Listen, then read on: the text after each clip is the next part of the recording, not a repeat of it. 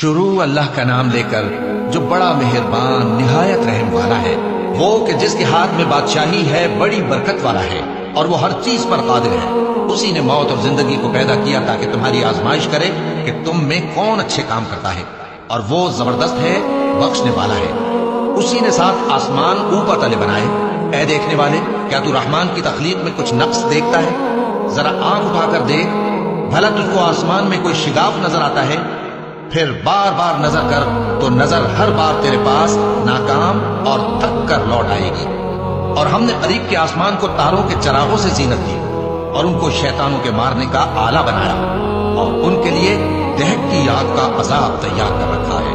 اور جن لوگوں نے اپنے پروردگار سے کفر کیا ان کے لیے جہنم کا عذاب ہے، اور وہ برا ٹھکانہ ہے۔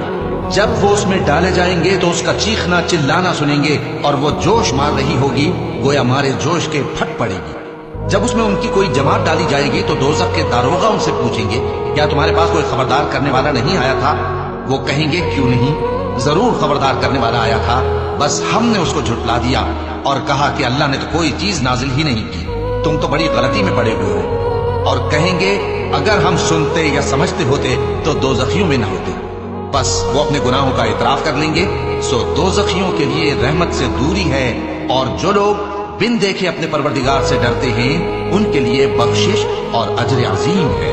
اور تم لوگ بات پوشیدہ کہو یا ظاہر، وہ تو دلوں کے بھیدوں تک سے واقف ہے۔